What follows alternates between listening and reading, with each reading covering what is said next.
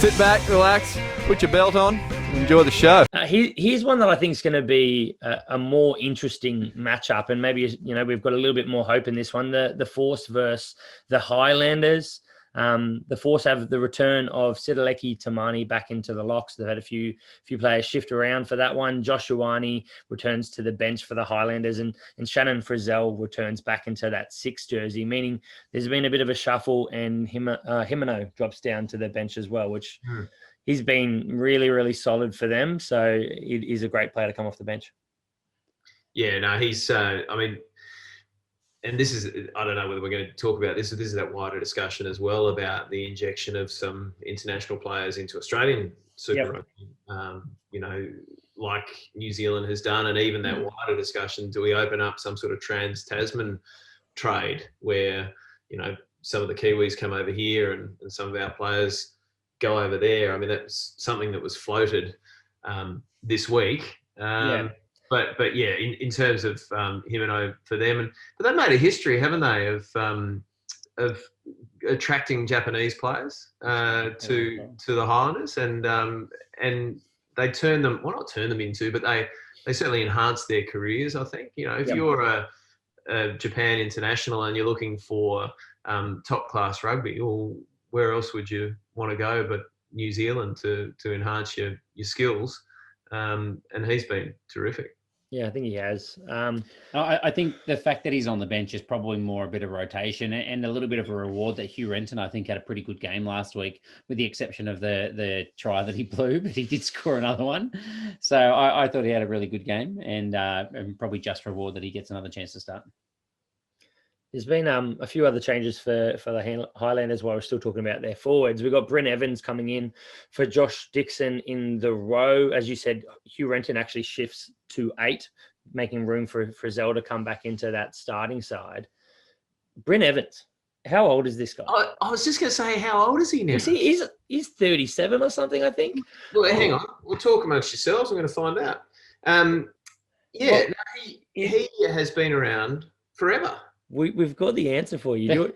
Did he play? I think did he play a couple of tests? One he test. Did. Yeah, he did. But the crazy thing is, he's really good.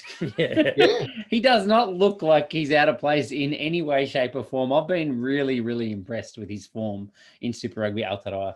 Yeah, I thought when he was coming across, it was just a bit of a token signing. You bring in an experienced player, but he's had a Daniel Carter effect, was it? Yeah, maybe to not to the same extent. But yeah, is he 36 years old? 36. Yeah, born October 28, 1984. Yeah, crazy. Absolutely ridiculous. He's been fantastic though. He's been, but those sort of players, particularly depending on, the makeup of the forwards, or, if they've got a couple of young second rowers, you talk about the mentoring, and I'm thinking even in Australia at the moment, what a great time it would be for a youngster to be around, Richard Kahui, for example. Someone like, where you'd just be soaking up all this stuff. So I guess it's similar for young guys in the Highlanders squad. I don't know him. You kind of hope that he's the sort of guy who's mentoring and bringing younger players along. But he's demanding a place in the team based on skill and nothing else. It's not like he's there in the future. Yeah. Speaking of Richard Kahui, did you look at the Chiefs' Australian backline suggestions that they posted up on Twitter? No, didn't see it. Every single one of them had Richard Kahui at 12. we think he was standing next to them when they did their lineups. Every single one. A bit ridiculous. But no, he has been playing really, really well. Yeah. As well, Kahui. I think compared to last year, another year in a professional system, because he had been out of it for a little bit of time. He shows he's still got it. Definitely still got it. Yeah. While we're still, let's jump across to the Force. Something we've been saying for a few weeks is I didn't understand why Fergus Lee Warner was dropped out of the side for a few matches. I understand Anstey is quite a young player. There's a lot of potential about him, but for finally, we're actually getting to see these two guys on the same side together. Anstey's shifting across to 6. From 6 to 8, dropping Stander to the bench, and Fergus Lee Warner goes from the locks to 6, making way for Sitaleki Tamani. Do you think this changes that side? I know Stander adds a lot of punch and defense, but it's basically swapping Stander for Sitaleki Tamani. Coming back into the side, yeah. Tim Anstey, I'm just not sure yet. And I know he was invited into that the Wallaby squad, which was more a logistics thing. They sort of did a few walkthroughs and stuff like that, but they didn't over a couple of days. But so they obviously saw something. Remember, I think it was against the Waratahs, wasn't it, at Bankwest, and he scored a couple of tries, and just crucial tries just at the right time of the game. They were probably his couple of best moments, but there's obviously something there that the Wallaby coaching setup likes, whether it's work rate. He's obviously very mobile. He's a good defender. So there's pieces there to the puzzle, but he probably needs to have a big couple of weeks, I reckon. Yeah, I think he was in sevens for, the last sort of few years, and it is sort of pivotal years because he's 23 now. To jump from sevens back into the 15-man code, I think is a big shift. It is a big change, but he's shown potential. I think he's got a good skill set, but he's definitely been more pivotal for them off the bench than he has for 60-minute plus performances. Yeah, when he gets his opportunity to use his pace against a tired defensive line. But Nick, you said that he needs to have a big couple of weeks. I reckon he needs to have a big couple of years. Like I think he's just a young developing player, and I think maybe we all talked him up a little bit too much after he had a couple of good impact matches coming off the bench, as Nelson said. And I'm happy for him to get the opportunity to develop with this side. But I like the way that, some of the other players have been brought through Australian sides like Taniela Tupou and some of the Kiwis as well, about how they try and foster these young players and build their game minutes. Whereas it looks like he played 2 good games off the bench and now he's going to start and play 80 minutes every week. Yeah. So I just think they need to maybe not rush him so much. Well, and that all feeds into a wider discussion about how we do that too often. And even if you get step back, go back one more step, and I know Stephen Hoyles and Morgan Turanui still says it, the fact that these players should be playing 50 or 60 club games before they even pull on a Waratahs jersey or a Force jersey. Unfortunately, the system doesn't allow for that anymore. But even when guys come out of the club system and find that, I'm just having a blank. The Waratahs hooker who came back from Parecki? Dave Parecki. So he comes back. Well, he's got a few growth rings on his trunk.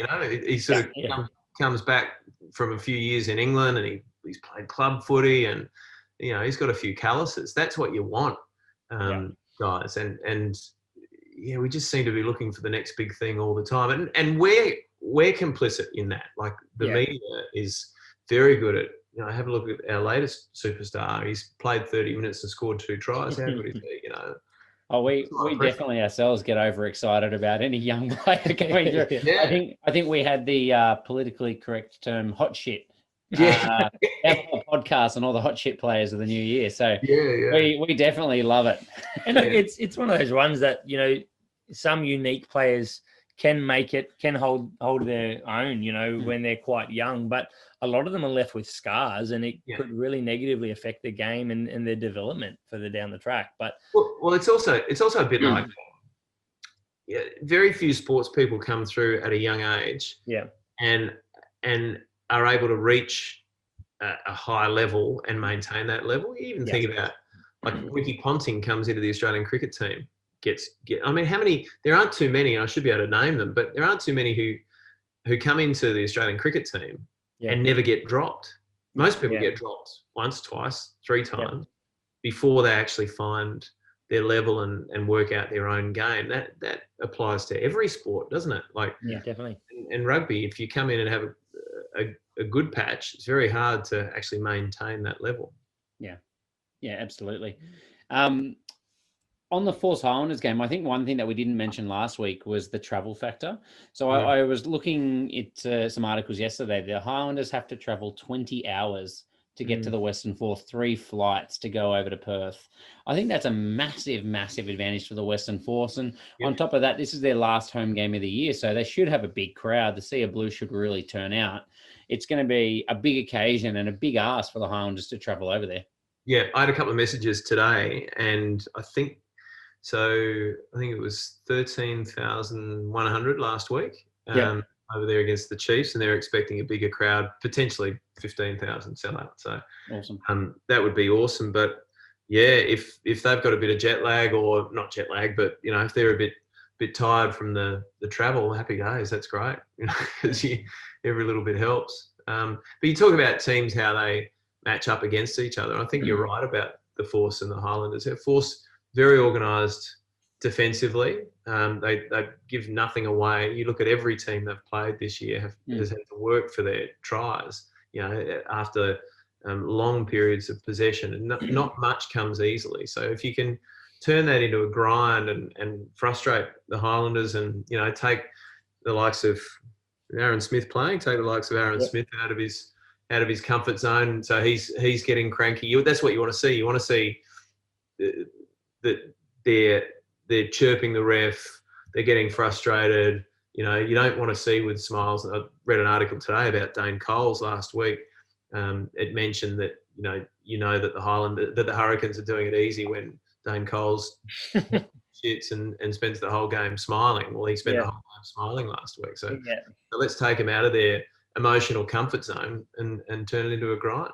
Yeah, definitely. Look, one more thing I think that I've got a question about. Both these backlines are stable. There's no, as far as I know, there's no changes in either backline. But the one question that raises for me is, can you answer it? Is what does McIntyre offer over Miotti at the moment? Because realistically, I think the attack improved significantly when Miotti came into this side. Is there something that we're missing?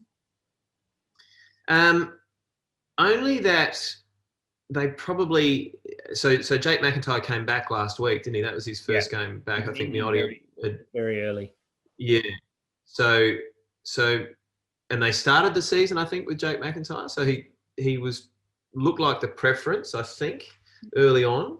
And then so they were playing with Miotti and probably not getting really what they wanted. Unless there's something but it didn't seem that they were firing on all cylinders with Miotti a few weeks ago. Maybe they just think that it was time for a change, try something different. Don't have anything more than that, but you're right. They were a different side when he came on last week and came within about 5 centimetres of getting Australia's only win for the weekend. Yep. And how crazy that the one thing that we thought was going to be so reliable out of his game, his kicking game, he missed 17 in from the touchline. It wasn't that hard a kick. No, exactly. No, disappointing. I do know the answer though, Nelson. You said what's he missing? He's missing a 2022 contract. I would suggest is probably So Jake McIntyre will be the man next year. So maybe that's a bit of it as well. Quite potentially. Look, I'm going to be a glass half full here. I'm going to say the Force are going to sneak this one. The travel factor, I think, is going to be big. I think there are a few improvements in this side in the aggression of that front row for the Force. So I'm going to say they're just going to sneak this home. And it might be a kick, and it's Miotti kicking it this time, I reckon. I'll say they're going to win by 1. There you go. Yeah, no, I'll go with you on that. I won't pick a margin, but yeah, I reckon they can. I reckon they can beat the Highlanders. They definitely blow me away with how consistently well they've been playing over the last 5 or 6 games. So I'll join the bandwagon. Soft, I think Force by 12. There you go. Wowza. It's big.